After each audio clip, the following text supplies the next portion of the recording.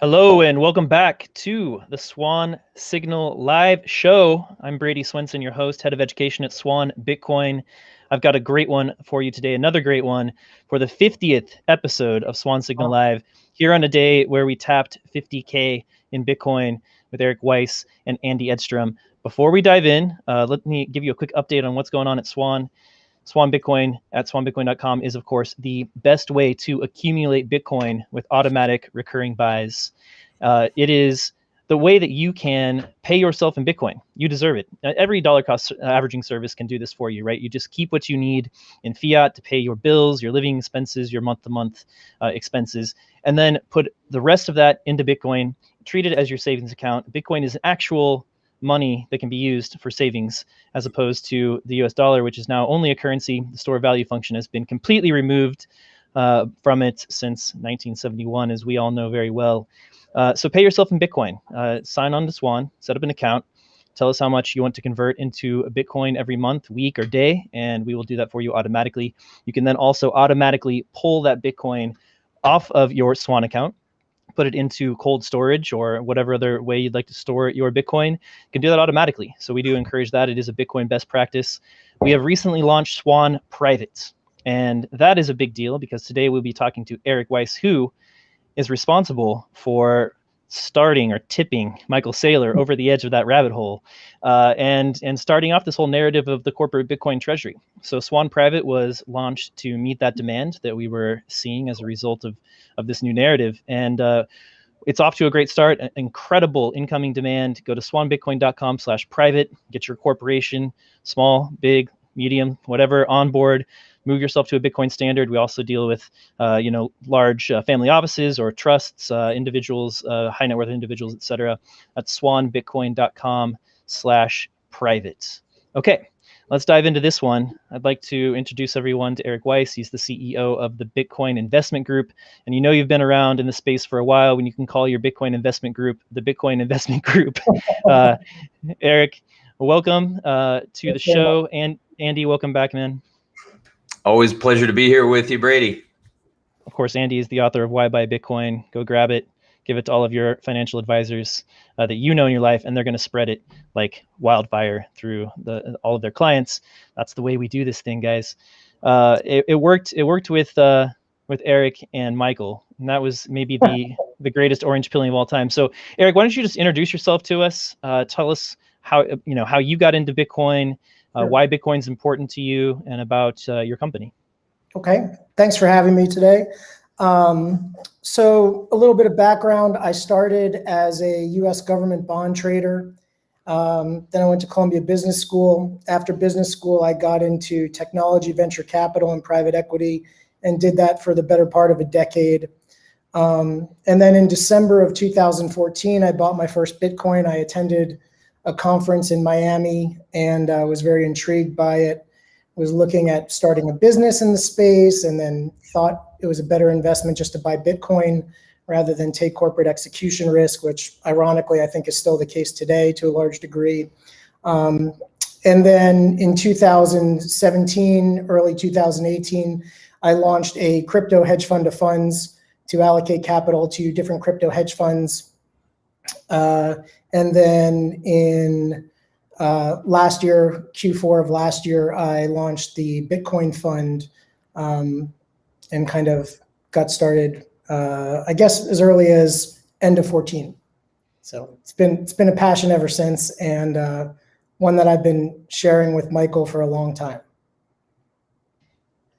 So what made you passionate about Bitcoin in the first place? I mean, what is it that caught your eye?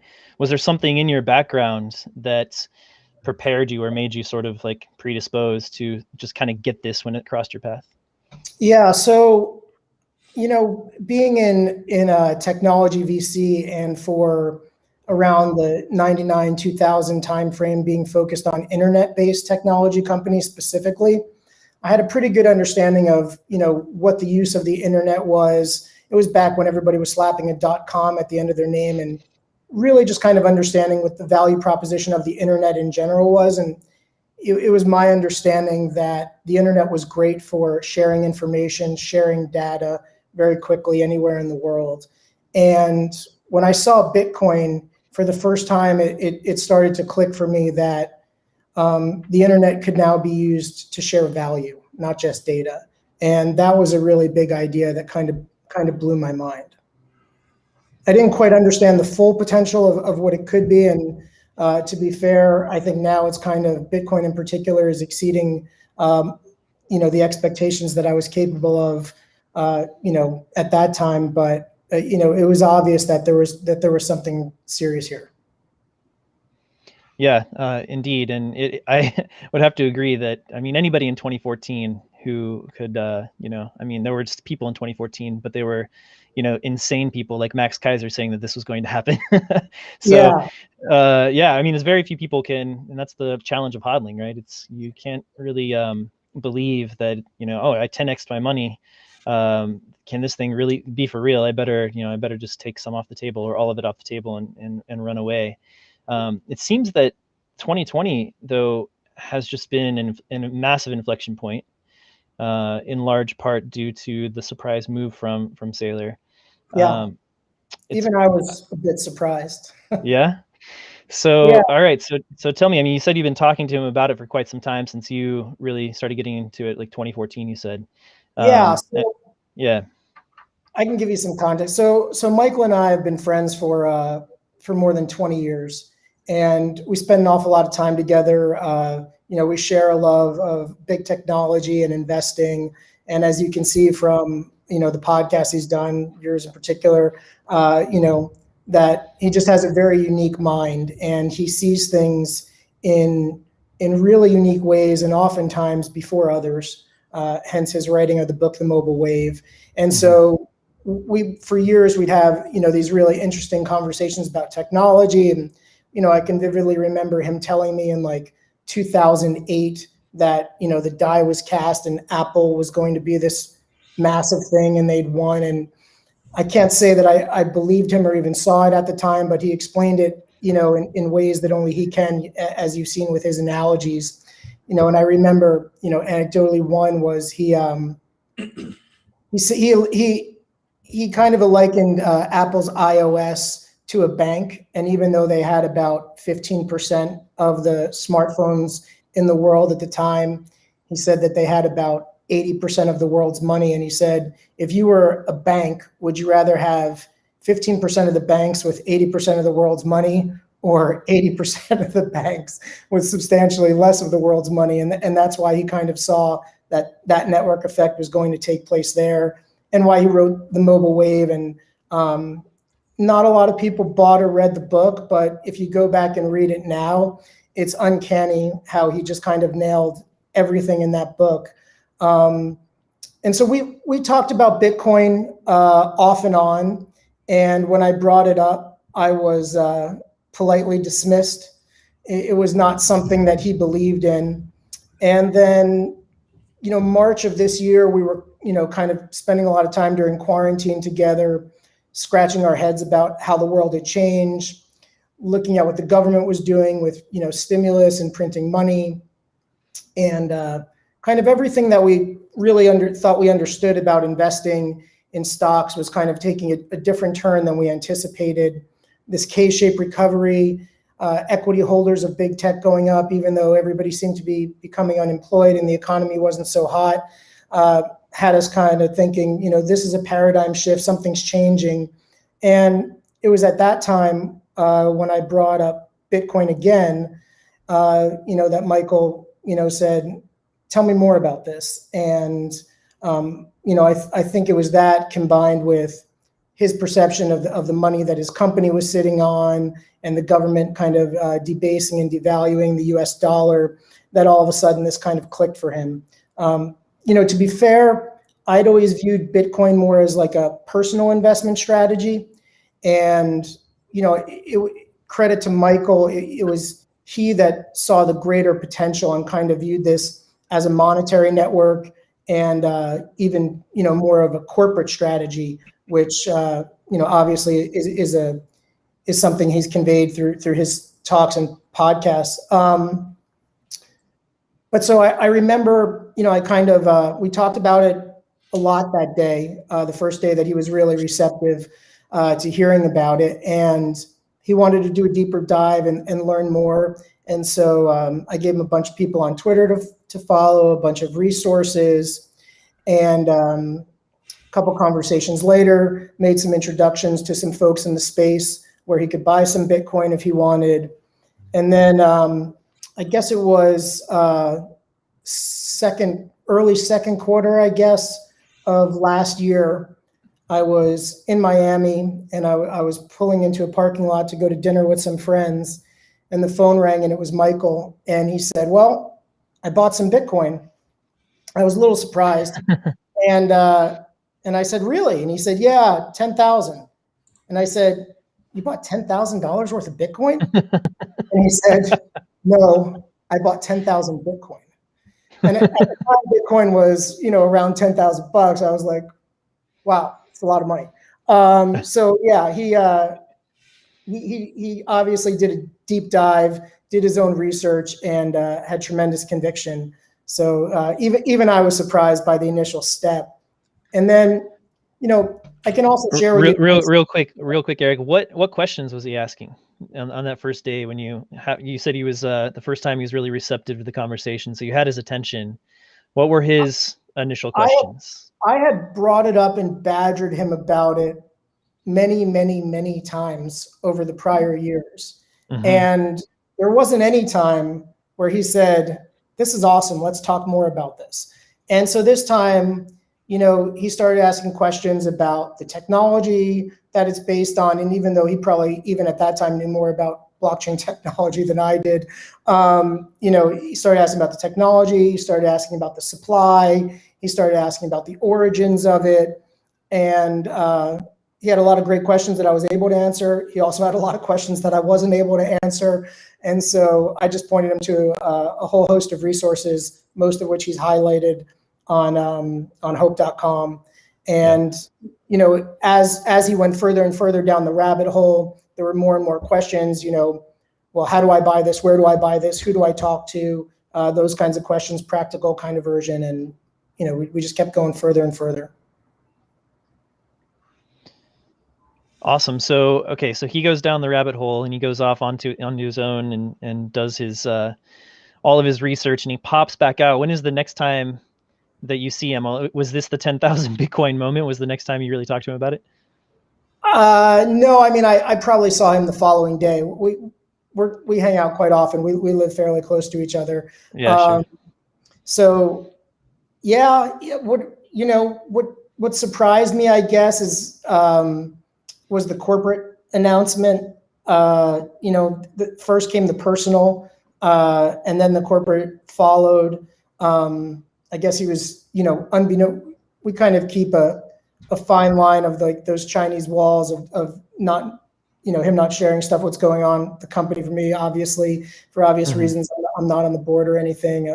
I don't need to know, and we kind of keep that separate. But I was surprised again when he did his tender offer and bought 250 million of it, and then bought another 175. So he is a man of strong conviction. I think one of the really interesting things that he and I chatted about most recently, which I don't think he's shared in any of the podcasts or anything yet, is kind of how he views Bitcoin with respect to, the mobile wave. And he really views Bitcoin as the culmination of the mobile wave. If you think back to, when he invested in Facebook back in 2012, it was because Facebook was going to a mobile app. And he knew that once Facebook was on a mobile phone, that the usage was just going to go up exponentially. And, his perspective now is that Bitcoin is the same. Right now, you've got, between 100 and 200 million hodlers of Bitcoin. And it's still not really, to the mobile phone to the degree that it should be yet. And, he's of the belief, I'm of the belief that when that transformation takes place, we're really going to see the culmination, of the mobile wave, kind of like what I saw back in, 2014 of, being good for internet, being good for, moving data and language around, and now moving value around. And I think once it gets on people's phones, we're going to see adoption go from 100, 200 million to a billion people in less than 5 years. Do you see Bitcoin? I mean, where do you see Bitcoin on its evolution now as a monetary asset? I think we're at a really interesting inflection point. I think the key moment was probably PayPal and Square last year. I think that was a really big deal. And I think the stage we're at now is the die is kind of cast here as well, like it was for Apple back when they had 80% of the world's wealth on iOS. And it's just, there's a bottleneck to get into the space. If you listen to, what Ross Stevens said on, when Michael had him at the Bitcoin for Corporations that MicroStrategy hosted, he had $19 billion of institutional capital trying to get in through this kind of, narrow bottleneck into Bitcoin. And that was prior to Elon and Tesla. And so I think we just haven't seen the price appreciation in Bitcoin yet that's coming. But for a monetary network, for a digital network to be at the $800, $900 billion level, I don't think there's any going back. I think it's just going to balloon up from here.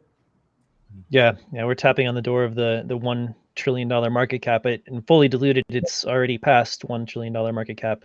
Yeah. So it's absolutely, I agree, and at a inflection point right now. Andy, let's bring you in, man. Go back into last August and let's see if you can kind of recount your feelings and reactions to the Michael Saylor announcements. Yeah. So I had, personally, I mean, obviously I've been bullish Bitcoin for a long time, especially after publishing my book. But coming through last summer, obviously we had the halving, and as usual, it was sort of a non-event, right? You look at the historical precedent from the prior halving events, and it's like nothing really happens. And then usually you get, after a few months, you get an upward move. And people were waiting, and I think as we got, later into the summer, some people, myself included, were sort of thinking, okay, it's time for the bull to start stomping its feet. It's time to get moving here. I did not anticipate, obviously, the next big mover would be a tech software company CEO that put it on its balance sheet.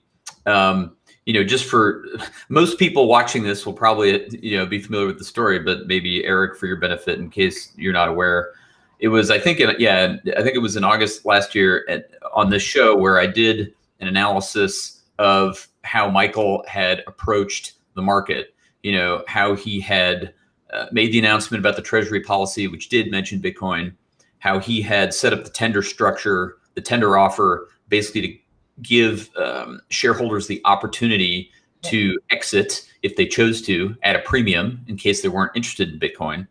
And that's when he followed me on Twitter and told me that, I was the first person sort of out of the Bitcoin space that had sort of understood and articulated how he had approached the market in that regard. And then, of course, I think it was September when we did the episode with Preston Pish, when I pushed the envelope and made the very public call that I thought MicroStrategy might even go into the debt market and borrow to buy more Bitcoin. And little did I know at that time that would actually happen not too long afterward.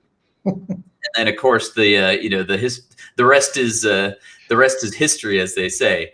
And it's easy to talk is cheap and hindsight here, but I'd be lying if I wasn't thinking last weekend about, taking a look at the books and thinking about what his incremental borrowing capacity was, because obviously coming out, getting up to 650 million here on a multiple of EBITDA basis, even on his higher guidance, for 2021. I mean, it looks like they're going to have, they're likely to have a pretty good year in terms of their business. The leverage level is high. However, when you think about it in terms of interest coverage, it's quite low, right? It doesn't take much money to service less than 1% interest on debt. And so it really comes down more to a question of, debt to total capital or debt to market cap. And needless to say, he and his board seem to have reached the conclusion that the balance sheet could support more Bitcoin. And so here we are today. Yeah, I would just add to that first tranche of convertible debt is ostensibly not debt, right? It's so far into the money and going to convert to equity that it's not even debt at this point. So yeah, I would agree with that. I would agree with that characterization. I mean, it's sort of, the farther in the money you are, the lower probability that you actually hit that maturity.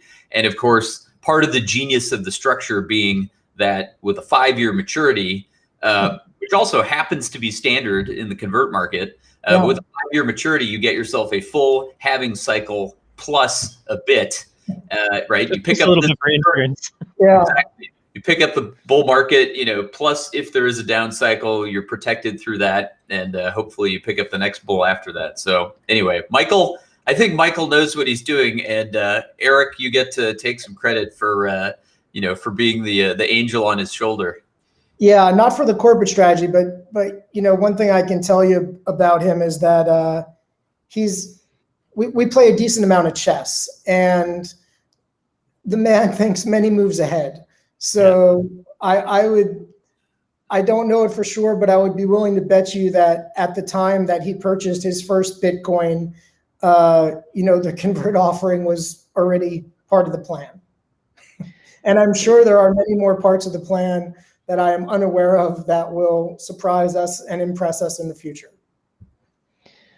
I mean, how much more of this can he do? This is, this comes down to a speculative attack on the U.S. dollar. I mean, just happening in plain sight, and it's happened. Honestly, I mean, it's just brazen at this point, which is beautiful. I love it. And it happened. It's happened in the past with other, business magnates who have seen the writing on the wall and taken out a bunch of debt and the bad money and bought up good money, usually being gold. Now we have Bitcoin, and he's issuing these. And if I read the fine prints correctly, these debt instruments can be, they can be paid back in fiat or in MicroStrategy shares at the discretion of MicroStrategy, right? So like even the people who are buying these bonds are not necessarily buying it because they're going to know it's going to convert into MicroStrategy shares, which is effectively, at this point, a de facto ETF on Bitcoin. They want some exposure to Bitcoin and try and just find a way to get at that exposure. It says in the fine print that MicroStrategy gets to choose how this settles. So who's buying these? I don't think they entirely get to choose. Okay. That's what I was wondering. Yeah, I think it's kind of, the way I view it is it's kind of a free roll for investors on MicroStrategy and Bitcoin. You've got an operating company in MicroStrategy that, as Andy pointed out, does not have a lot of debt, can easily make good on the payments of the bonds, in my opinion. And so you've got downside protection in that your principal will be repaid along with the interest, and you're kind of getting a free roll on the upside with the equity and the Bitcoin play, so to speak. So you got a lot of downside protection, and if it goes past the 40% premium, which is roughly what I think it had on the upside, and I think the stock at the time was like $300, and it crossed that at $400, and now it's somewhere around $1,100. So folks who bought the bonds have absolutely crushed it to the upside. So it's kind of a free roll.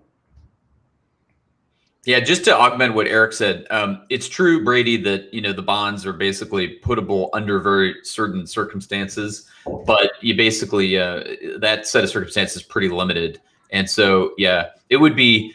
I think no bond investor would give basically a free put option, or excuse me, a free call option, to the company, with no premium. But it is interesting to think about, how far this can go. As Eric pointed out, those bonds are so far in the money at this point that absent a real crash in the Bitcoin price, that debt is, sort of in the rear view. It's effectively equity. And moreover, the market cap is much higher now. And so when you start thinking in terms of debt burden to total capital, I mean, I can make a case for an ability to grow the debt quantity, right? I mean, he just doubled up effectively in terms of the the total debt burden on the company ostensibly. But if you get bigger, ongoing moves in the price of Bitcoin, I mean, this business could support a lot more as the strike prices of these convertible bond deals, fade into the distance, as and if the price of Bitcoin continues to march higher. I agree. Yeah. Thanks for clearing that up, because I was really confused. I was actually prepping for today, and I went and looked at the announcement of the closure of the previous round of convertible notes. And it said the notes are convertible into cash, shares of MicroStrategy's Class A common stock, or a combination of cash and shares of MicroStrategy's common stock at MicroStrategy's election. And that last phrase confused me, because I'm like, if it's at their election, I think they're obviously just going to go ahead and pay it back in fiat because, So yeah, I'm sure there's some nuance there that I'm missing. You could read the indenture. The indenture is publicly available. It's in the public filings. And, off the top of my head, I don't recall the exact provisions, but the provisions whereby they can pay back in cash are pretty limited. Yeah. Okay. I mean, that makes sense. I was caught off guard there. I was like, who's buying this? It was too good to be true. Massive bears. massive Bitcoin bears. That said, they could issue straight debt, I'm sure is an option that the company has as well. Yeah. I mean, I'm sure there'd be buyers. I mean, the concept in general of borrowing in fiat, using the proceeds for Bitcoin, paying back low interest rates of fiat, and enjoying that appreciation of Bitcoin is something that I think applies to all individuals, all companies, and perhaps most importantly, every municipality in the world. Mm-hmm. So every municipality in the world is strapped for cash, whether you're a city, a state, a government, foreign, municipality. If you need money and you can issue debt in fiat, which all the municipalities seem to be able to do, take the proceeds, put it into Bitcoin, enjoy a 20 to 200% return on that Bitcoin, and pay back your principal and interest in inflating and debasing fiat. That seems like the winning recipe to me. And I think once everyone catches on to that, we're going to see a demand for Bitcoin that really is unprecedented. And it can be done at the individual level too, whether you're, taking out a mortgage or home equity loan or margin loan, not financial advice, and kind of, putting those proceeds into Bitcoin. It's something I personally have done, but I think it's an incredible opportunity. Yeah, I mean, once you develop enough conviction, and like we were saying earlier, I think that this thing has been so de-risked in the past year with these moves, and this, and Saylor is certainly, a large part of that. And just he's a world-class salesman, in addition to obviously being a fine mind, strategically speaking, but he gets out there and makes the case for this thing, and depending on the audience he's talking to, he knows exactly what to say. He comes on Bitcoin Twitter and writes poetry that all of us fall in love with. He'll go on to CNBC and say exactly what all the hedge fund investors need to hear, etc.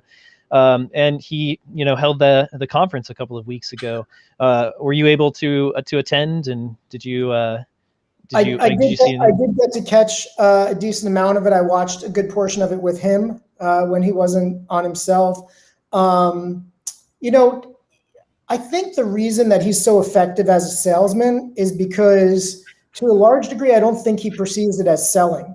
He's just very passionate about it. And, one of the great things about Michael kind of having this platform now and doing all these podcasts and sharing his thoughts and analogies and passion with folks is if you watch one of the podcasts, that's a little bit what like sharing a meal with Michael has been like for all of his friends, for the last 20 years. Whatever the topic du jour is, you kind of get a very articulate, very thoughtful, history-based explanation of why things are the way they are, or more accurately, why things are going to be the way they're going to be. And when he really believes in something, he's just passionate about it. And he's got an incredible way of drawing on his knowledge of history to use different analogies and metaphors. And, different metaphors and analogies resonate with different people. And you can kind of see when something clicks for someone. And, it's just Bitcoin has been great for him in that sense, that he's been so prolific and been able to articulate it in so many different ways that resonate with a lot of people. Absolutely agree. Andy, what's been your impression of Saylor as a flag bearer? And do you see, well, now we have, Elon Musk on board. I definitely don't see him being as much of a vocal flag bearer. He's got plenty of causes to carry. But, who else do you see in the corporate world who might be able to kind of come run the floor with Saylor in the coming year or two and really push this thing forward? Oh, yeah, that's an interesting question. I completely agree with Eric, by the way. It's easier to sell something you believe in. Yeah. I have personal experience with that. I consider myself to be an awful salesman, but somehow when I talk about Bitcoin, it seems to come out better. I think that one player that's in the game, is Anthony Scaramucci. I did a panel with him for the benefit, basically, of selling Bitcoin, to his potential investors. He launched a Bitcoin product with Skybridge recently. He's joined the fray. He is another example of a guy who's clearly a strong salesman, a natural born salesman, very articulate. Plus he brings some interesting personal history and notoriety to the space. So that's one that comes to mind. And obviously he's worked with Saylor. He's interviewed Saylor for SALT. SALT is it's the biggest conference basically in alternative assets in the world. And so that's a pretty significant platform. It's a pretty powerful platform. It gets the attention of a lot of regular way institutional investors, people that are responsible for the allocation of, probably tens of trillions of dollars of investment dollars. So yeah, I think the mooch is one that comes to my mind. Yeah, I would also add to that. I think there are a number of extremely high-profile billionaires who currently have incredible amounts of Bitcoin that, for whatever reason, are not saying it publicly. I mean, if you think about where this started, you just got to believe that all these tech entrepreneurs and multi-billionaires, are very long Bitcoin and would be great proponents of it if they just raised their hand and said, yeah, I've got a lot of this stuff. I mean, in addition to that, I think Jack is probably, the greatest asset we have, Jack Dorsey, he's not taking the this is for making money approach. He's taking the this is for making the world a better place approach, which is an important and accurate narrative. But the combination of Twitter and Square to be leaders in this space, I just think he's probably our most influential leader. Yeah, I completely agree with that, and I'm sure that he wishes he had the same kind of control and latitude over Twitter that Saylor enjoys over MicroStrategy. We'd be seeing some different moves. Yeah, and obviously his conviction is incredible. I think he's an incredibly important person currently, and will go down in history as such in Bitcoin. Chamath Palihapitiya comes to mind. He's out there more and more talking about it. He has a lot of other things that he's chasing as well, but it would be fun to see him fully engaged on Bitcoin, even for just short stretches at a time. But yeah, there's some other amazing salesmen out there that I could see. Richard Branson would be a big one, right? And Chamath is on the board of Virgin now, and I'm sure that they've talked. He probably is loaded up completely at this point. He just, like you said, just needs to come out and start talking about it. But they do one by one seem to be coming out. I'll be trying on Richard Branson front on Friday, by the way. I'm I have a lunch with someone who manages a good chunk of Richard's money. And to Andy's point earlier, I'm not much of a salesperson. It's not really my personality, but for our Bitcoin fund, which is for institutional investors and high net worth individuals, I'm very comfortable advocating, that there should be an allocation. And I plan on delivering that message indirectly to Richard Branson on Friday. So excellent. give him my best shot. All right, good. So we'll have you on again in about 6 months and do the orange peeling of Richard Branson episode. How about 6 weeks, 6 days? Why 6 months? I don't know. Things seem to take a little while. Maybe not. Richard can turn on a dime, I'm sure. Sorry, Brady, can I return to a couple other things that we were talking about earlier and that Eric made a comment about? He mentioned municipalities. Obviously, Mayor Suarez there in Miami, I'm sure he's referring to that situation directly. I agree completely. I think there are a lot of municipalities that have real financial problems, and they need to own something with upside. And I was thinking about also, who are the investors who are putting in the orders for this, latest $600 million convertible bond offer that MicroStrategy is bringing. And, my assumption had been previously that it was basically hedge funds, right? It was probably either crossover hedge funds that have a very broad investment mandate, not so much classic convertible bond arbitrage funds, because those guys would be less likely to understand Bitcoin. But I was thinking about, credit, equity, crossover hedge funds. And then I started thinking about, but as the price goes higher and as the news keeps coming out, and Elon is in and, just more and more, new custodians, et cetera, you have to start to think that more regular way fixed income guys who do have the ability to take down a piece of a convert deal or a bond deal with exposure to a Bitcoin company, essentially the Bitcoin exposed company, are starting to think in these terms. They're starting to realize, oh yeah, wow, this dollar debasement thing really is happening. It's got to be the same dynamic for municipalities, although they also have the angle of they want the talent, right? They want smart people that understand Bitcoin to move to, as the case may be, Miami or anywhere else that is going to try and compete in that regard. But I do anticipate a shift more and more from the regular way fixed income crowd.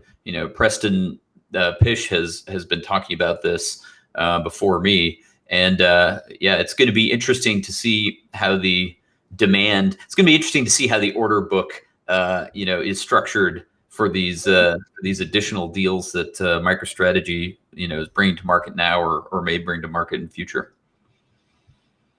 I agree. I still think there are a number of pools of capital out there, institutional capital, that due to their charters are not allowed to hold Bitcoin directly, and they're looking for a variety of opportunities to get that exposure.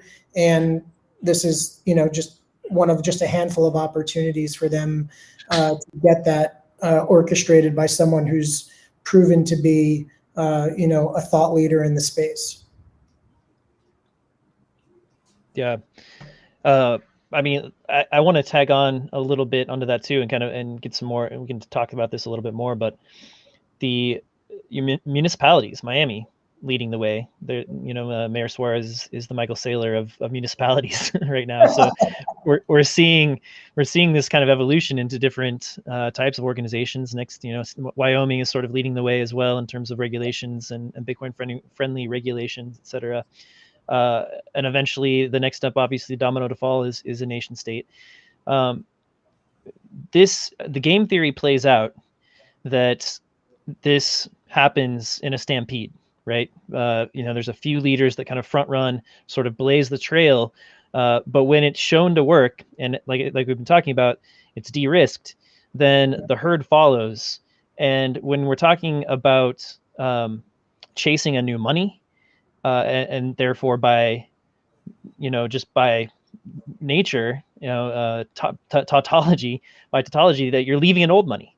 So, the game theory plays out that this thing could happen a lot faster than many people believe it might, just because of the might of the US dollar, that it's, reigned supreme for, generations now. And we're not used to the changing of a global reserve currency. It doesn't happen very often. So do you, Eric, see this playing out, faster as your timeline sped up over the past like 12 to 18 months and all these events that have happened?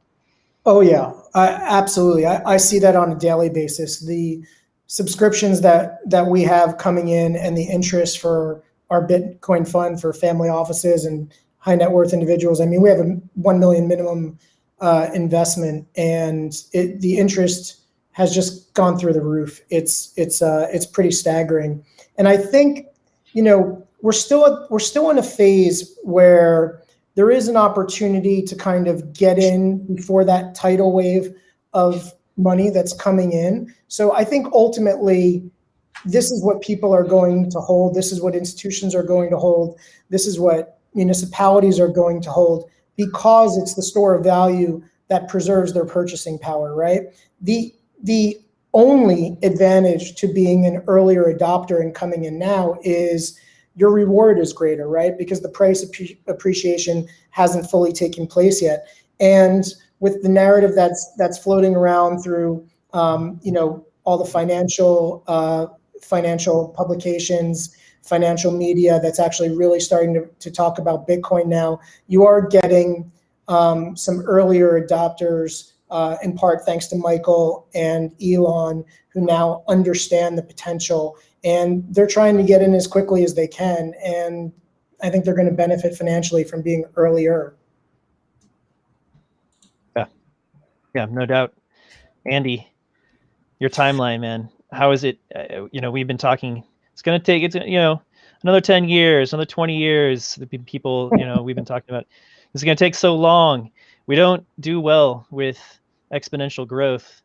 Now we're seeing it. Now we're actually seeing the evidence that we might be at the elbow of that asymptote. So to you and your particular monkey brain, are you starting to grok that this timeline might be speeding up? Yeah, I mean, when I published my book 15 months ago, my timeline was like, I don't know, 9 years or a decade, basically to get to 400K, Bitcoin. Do I think it's going to take 8 years from now or whatever the new timeline is? No, I don't think it's likely to take that long. I got to be honest with you. I'm a little worried about the pace of movement here, and the reason I worry is because, well, there's a couple reasons.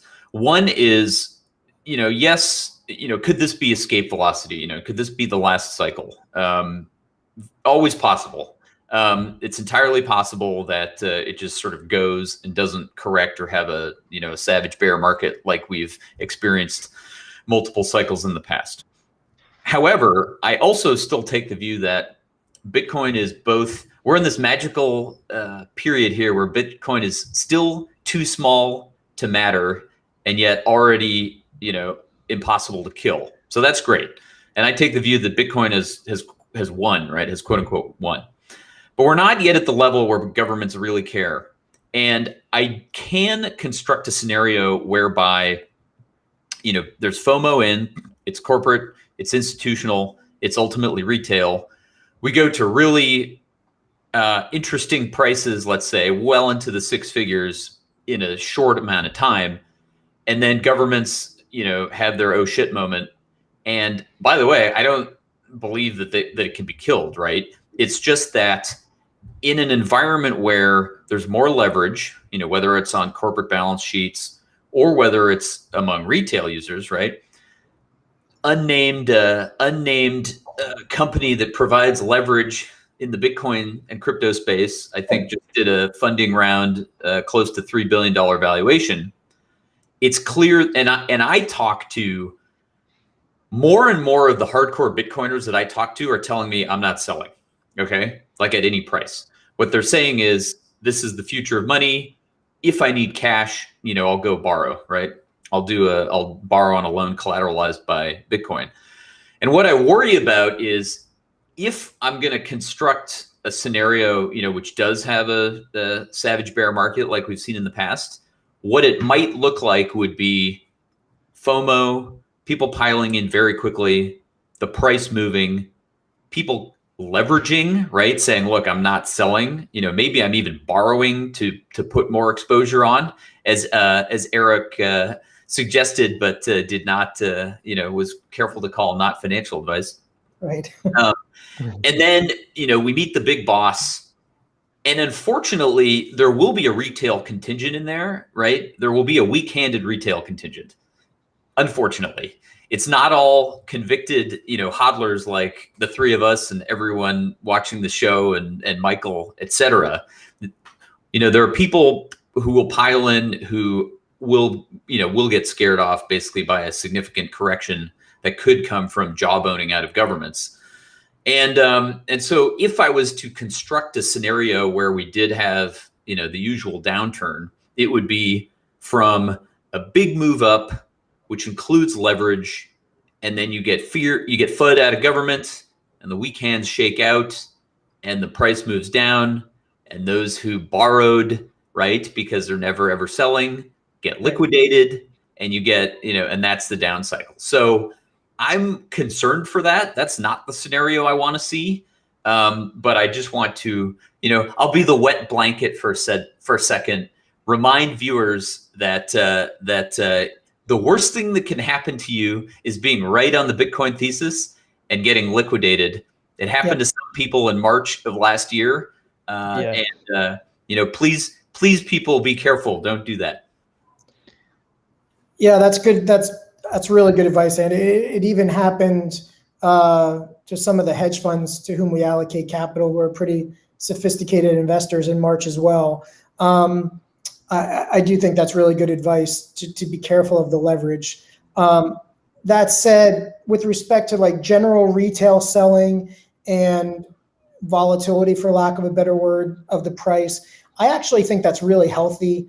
I like it when it turns over. I think it's great when it goes from, the cliche of weak hands to strong hands, but more from retail to institutional investors, kind of going back to that, chart that Brady started with about, Bitcoin going offline and into cold wallets. I think that that's the future. And you have to remember that there are, millions and millions of BTC out there that are in the hands of early believers who are not the most sophisticated financial investors, for whom this is life-changing fiat money now. And they want to do things like, have the home that they wanted, or pay for their child's college, or get the car that they want, or whatever it is. And that's healthy, that Bitcoin is helping these people, achieve their dreams. And they'll be back in buying at a later date. But in the meantime, they're going to use it to enjoy their life. That's what money should do. That's what money's supposed to do. You're supposed to be able to work, exactly, and retain that purchasing power for a future, something that you're dreaming about, a passion, whether it's personal or business.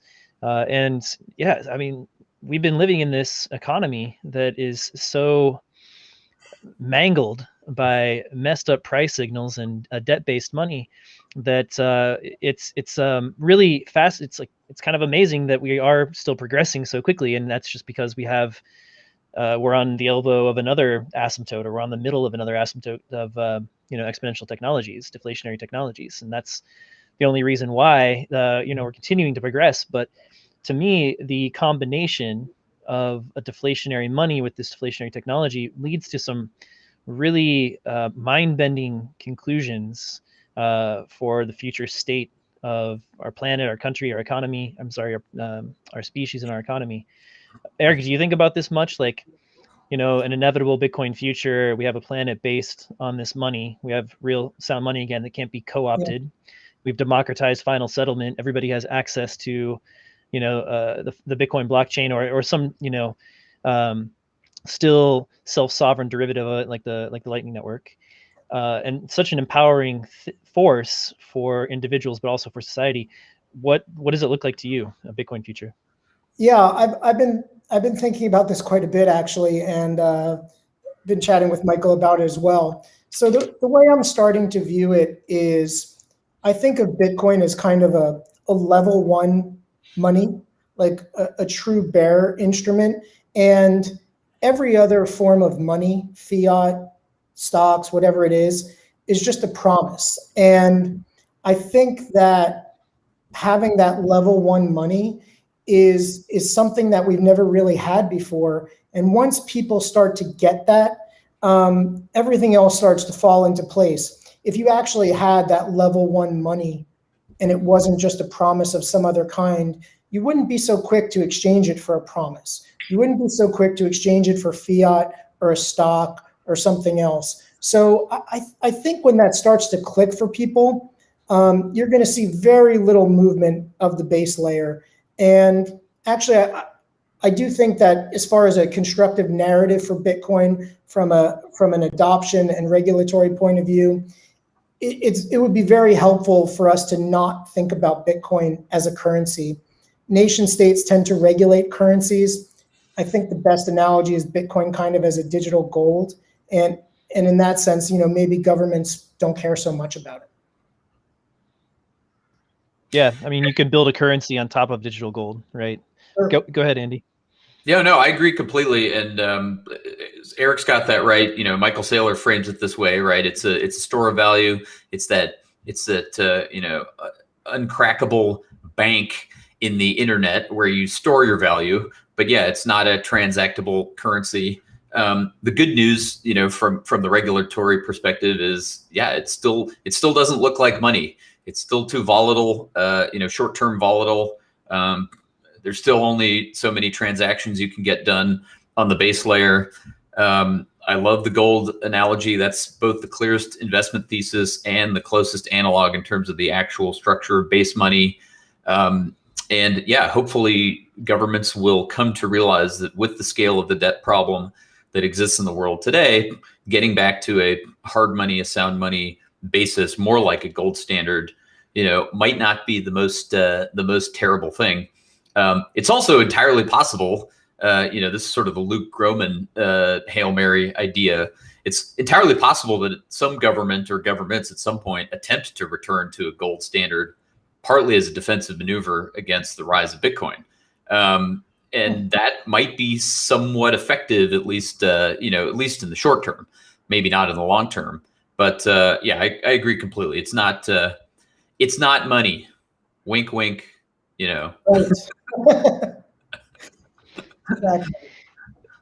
Yeah, I mean, yeah, it's base money. It's the I get that, and I agree completely. It is more like digital gold at the base layer, which is why we're building the Lightning Network and have a self-sovereign currency that's built on top of it. I certainly could see nations building their own digital currencies on using Bitcoin as the basis for that currency. Corporations doing the same thing. I mean, once you have a base layer money like that, you can build on top of it. It's an open source protocol for the transfer of wealth. So anybody can, build a currency on top of it. Point is, you want to have a trustworthy money at the bottom of it. And so it doesn't really matter whatever currency you want to use. That's just to transport wealth across space or whatever, and not to hold it for a long time. So I'd love to hear, though, you guys talk a little bit more, like, I don't know, just philosophically or broadly about what a Bitcoin future could look like, because this is a fundamental change in the way the world's structured. If money really is kind of the base layer of civilization, obviously changing that in a fundamental way should change society. We've had eras of history we can look at where there's been a gold standard maintained for many generations. The florin, for instance, was held pretty much without debasement for a good century or more during the Renaissance period. Is that a piece of history you can look back on, or is this something that's fundamentally different because it's not able to be co-opted in any way by a central party? I'll take the first crack. I think it's fundamentally different, and I think there are a number of different constituencies that will benefit in different ways. So there's the benefits of the K-shaped recovery, right? The owner class, the affluent class, and if they get into Bitcoin and tap into the monetary network, as Michael says, they will benefit through real wealth appreciation for themselves or their companies. But then I think there's also a massive humanitarian potential benefit. There are, billions of unbanked people in the world who may have access to a mobile phone, but don't have any way to save money, don't have any access to a bank, and being able to save their Bitcoin on their mobile device could really be life-changing freedom for quite literally billions of people. And at the end of the day, as a society, I think that's potentially the greater contribution. Yeah, I agree with that. Andy, Agree. share any thoughts? Agree with Eric 100%. Yeah, I mean, there's so many ways to look at it.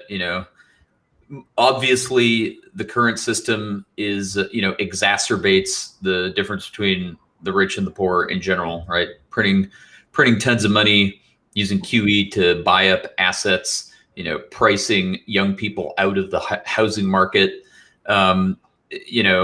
It's just a regressive tax system embedded in inflation. The poor are relatively the poor are hurt the worst, and the rich benefit. So getting rid of that wedge that exacerbates income inequality, wealth inequality will be good for humanity. The thing that hits closer to home for me, when people ask me about this, is I jokingly say, if Bitcoin reaches its potential, then hopefully I'm out of a job. As a wealth manager, Eric isn't quite in the same business, but it's parallel. As a wealth manager, a big part of my job, right, is beating inflation. Creating a portfolio for clients to help them avoid the pernicious effect of inflation eating away their purchasing power. Because if they just stick their money in the bank, they lose that purchasing power over time. Well, that'll be less of a problem if and when Bitcoin reaches its potential for that portion of the population that just wants to store its value in a reliable way and shield it from the vicissitudes of fiat inflation. That'll be pretty attractive at the margin, relative to having to chase inflation-beating returns in other asset classes, like the world that we have today. So that's one that hits home to me for sure. And obviously, if you really think about what's the impact potentially to government's ability to wage war on credit and on inflationary tax, whether or not their populations want them to, that's another factor. Just having a reliable yardstick, a pricing mechanism that is not totally bastardized by manipulation from the Federal Reserve.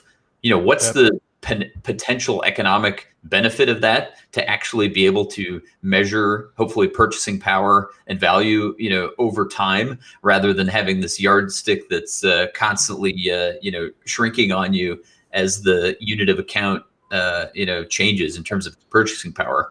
No way I can quantify that other than to think that it's got to be a huge societal benefit, a huge economic benefit overall. So those would be my thoughts. Yeah, 100%. I couldn't have stated it more clearly. I mean, those are the two, I think, cases that I like to make when I ponder about this future or ask this question. It's freedom and it's fairness. And if you bring both of those things back to the world at the base layer, you're going to have a fundamentally better world for everyone. What are some of the, when people come to you, Eric, and they're ready, I guess when they come to you, they're probably pretty much ready to buy, but are there any final sort of last minute jitters, or they come to you and they're like, I really need you just to kind of assuage this concern one more time before I make this big buy? What are the sort of the last minute things that people think about before making a big commitment to Bitcoin? As you guys know, we all spend most of our time for many years more on the educational side and explaining it to people than selling anything or anything like that. That's just kind of our MO, and that's one of the great things about the Bitcoin community, is that everybody does care and take the time. And to all the points before, it's like when you really have something that truly makes the world a better place, it's easy to want to take the time and share the thoughts and explain it. But when people come and they're contemplating an investment, and in the case of our fund, a material investment, the biggest concern always is you're always buying Bitcoin at the high, right? Like, and it's for any kind of investor, that causes anxiety when you're buying something at the high. People coming in today, they've been looking at it since 15,000 and now they're going to pay 50,000, right? And so the concern is, should I jump in here? Should I wait for a pullback? What should I do? And that's the primary, concern or question that I get. And what I usually say, to those concerns are, unlike any other asset that they've ever invested in, there is not a stream of cash flows that needs to justify the price. If you invested in a stock, there's revenue and earnings that need to justify that accreted price. If it's a piece of real estate, there's rents or cash flows that justify that price. In almost any financial asset, a bond, a coupon, et cetera, there's always a stream of cash flows that tends to justify that price that they're paying. And with Bitcoin, that's not the case. It's actually quite the opposite. The higher the price goes, the stronger the bank in cyberspace gets, and the value proposition itself on a risk-adjusted basis is a safer, better investment. That said, your upside may not be as great because you're coming in at a higher price. But it takes some explanation and some understanding and an open mind of an investor to really understand that there's not a stream of cash flows to justify the price, and that higher price actually makes it a safer investment. Yeah, fascinating. Andy, do you get similar concerns then? Is that your number one question? I assume that you might have to do a little bit more selling, which is why you wrote the book, because you're going to your clients and really introducing them to it, say, hey, you need to add this part of your portfolio. Whereas I think Eric's are probably coming relatively sold. What is your experience? Well, no, I mean, look, Eric's spot on with respect to what's going on right now in the price movements. My selling, quote unquote, selling process was definitely harder, when we were stuck under 10K and we'd been bumping around. We'd been bumping around, in the high single digits, trying to retake 10K, falling back. There's no doubt that the cycle of interest and the news headlines and number going up is the nature of Bitcoin that these things make Bitcoin generally, I would say for most investors, an easier sell. It doesn't surprise me that Eric describes that as a concern, to the extent that, his investors may be more institutional, let's say have more experience with, I don't want to say bubbles, but, assets that move up quickly and then revert. Every investor with significant experience is always wary of getting caught in that kind of a dynamic where they look dumb because they almost, bought the top or bought near the top of, some upward move that gets reversed. So, but yeah, my selling job, I think, has actually gotten easier, but maybe my client base is a little bit more, maybe a little less sophisticated and a little bit more retail-like than Eric's. Yeah, that makes sense. Either way, you're both out there doing Satoshi's work, and we all appreciate it very much. Eric, any last words from you? Final thoughts? I'd love to hear, about your company too. Anybody listening, to bring them your way if they're interested in buying big amounts of Bitcoin. You can also do that at Swan Bitcoin if you want. But Eric's a great guy, and what's good for Bitcoin is good for Swan. That's our model, our ethos here. Just like Eric was saying, like we're all here for number go up, but we're here also for changing the world. And there's enough to go around. This thing is this tide is gonna lift a hell of a lot of boats. So yeah, tell us a little bit more about your business and let me know if you have let us know if you have any final thoughts. Sure. Yeah. And I agree with you 100%. I've never viewed it as a competition. I think all of us with on-ramps providing access to folks are doing Satoshi's work, as you say, and helping folks is genuinely how I see it. So, anyone who's helping is pulling in the same direction. Our fund in particular, Bitcoin Investment Group, we just a quick little bit about it. We transact and store our Bitcoin with Fidelity Digital Assets, which I believe is one of the safest custodians in the world. Some of the unique aspects of our fund are technically you're investing in a fund, so there's some tax benefits to that. For corporations, Bitcoin being property has some pesky tax aspects for folks on their balance sheet, and for individual investors who don't want to say, or family offices that don't want to say that they engaged in a cryptocurrency transaction. Technically, they're investing in a fund. They receive a monthly statement and a K-1 at the end of the year. But one of the cool things about our fund that differentiates us from almost all the other Bitcoin funds out there is if and when an investor chooses to redeem or leave the fund, they have the option to take Bitcoin instead of US dollars. And one of the cool things about that is it doesn't generate a taxable event. It's an in-kind transfer. So they wouldn't have to recognize a cap gain if they took the equivalent amount of Bitcoin for their capital account. So that's kind of cool. And yeah, we're just, minimum investment's $1 million, and it's just a good, safe way to have direct exposure to Bitcoin with really low fees. There's no participation fee. We charge between 1% and 2%, depending on the size of the investment amount. We don't pass along any expenses. There are no other fees. And at the end of the day, you can ultimately get Bitcoin, which I feel is an essential part of the value proposition. 100%. Love that it's owning the direct asset as well. And, don't go buy GBTC. All right. Go talk to Eric. You gotta get the real deal. But I will say one awesome thing about GBTC that I think is underappreciated is all that Bitcoin, right? Whatever it is, roughly 500,000 Bitcoin, that is never coming out of that trust. There's no mechanism for that 500,000 Bitcoin ever to come out of the trust. So that's out of circulation forever. Yes, you're going to be paying 2% fee on it forever.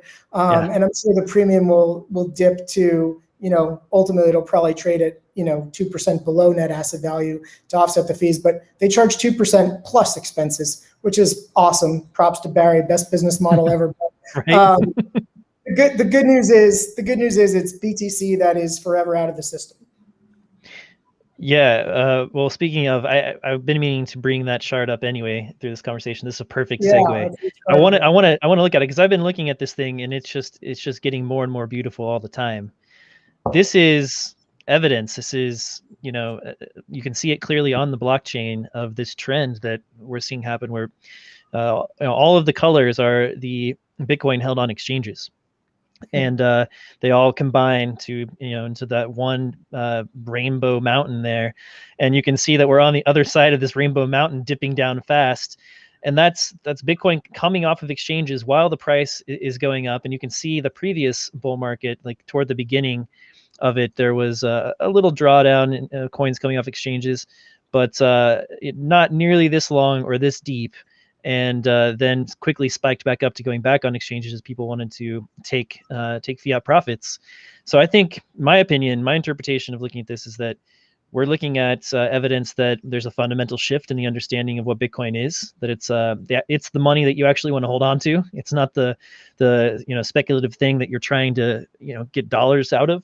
And I think we're seeing that play out, obviously anecdotally all over the place. But it's awesome to see this on-chain data as well.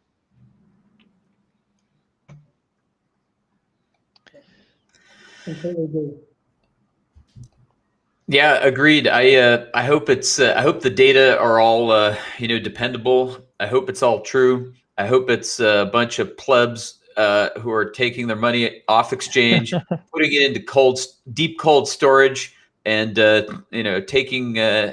taking sovereignty over their own investment assets, their own monetary assets.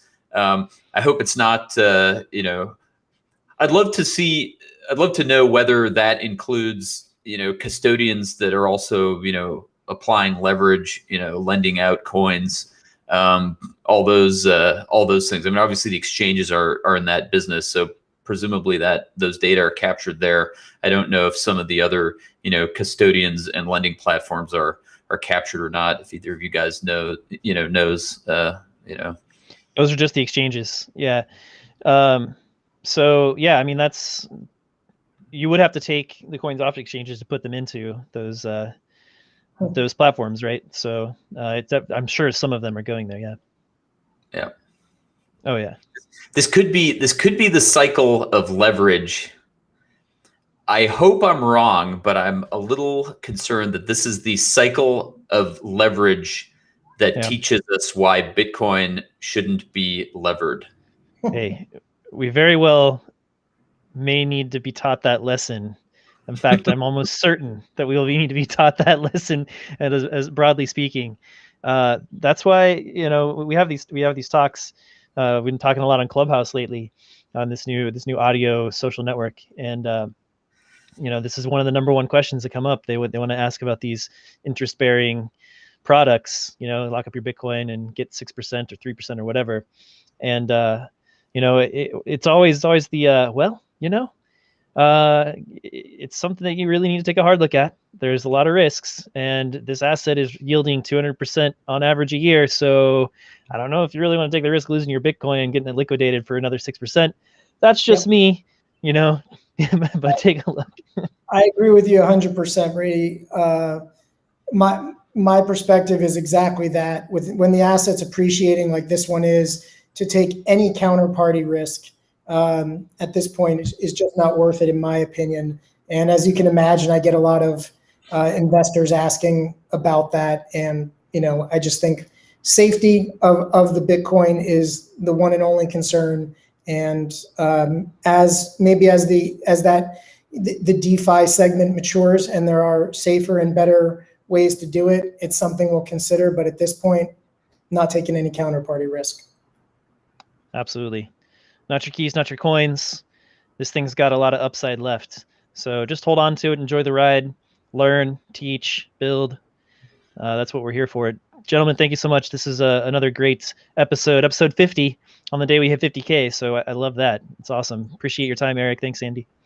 Thanks so much for having me. Thanks, Brady. It's a great time. As always. All right, get out there. You're bullish. If you are not stacking at Swan right now, you need to get over to swanbitcoin.com and start stacking some sats. All right, just a little bit. That's all you need to do. Just get started, dip your toe in a little bit every day, a little bit every week, a little bit every month. Start paying. I like to think about it paying myself in Bitcoin, right? It's self-care. I like to take care of myself. I deserve money that respects my time. So I'm gonna get that money. I'm gonna give up the money that does not respect me, and I'm gonna take some of this money that respects me. I deserve that. You should do the same thing, and you should get your friends and family on board as well. All right. So we have a great referral program. We are paying out lots of sats. So we have some very happy Swan Force members out there. You can join the Swan Force at swanbitcoin.com/enlist. And there's sats out there for the taking right now. A number go up is your friend. Just to start sharing that link out. All right. Next time you go to your family and friends parties, you're on a Zoom call, hanging out with your buddies, playing some poker or whatever, pass around that URL and you'll see some sats start streaming into your account. And we have one Swan Force member who's earned a lot. Like I think he's getting close to a Bitcoin. Of course, it's a big name that you would know, but still, you can stack some meaningful sats. So get over there, swanbitcoin.com/enlist. Again, Swan Privates. We just launched a couple of weeks ago on the same day that Michael Saylor held his Bitcoin for Corporations virtual conference. Swanbitcoin.com/private for your corporate buys, high net worth individuals, buying for trust, etc. So that is our white glove service. Check it out. We've got a great team there ready to help you move your company onto a Bitcoin standard and put some money away to save for that generational wealth and pass it down to your heirs. That's what we're here for. This is a game changer. This is changing people's lives. We're in the midst of it. It's really a privilege to be here. Privilege to be speaking with you today here at what I love to call the dawn of the Bitcoin Renaissance. Oh wait, that's my other podcast. But it's still the same thing. So thanks for watching Swan Signal, guys. Go to swansignalpodcast.com if you like the audio version, and head over to swanbitcoin.com and start stacking some sats.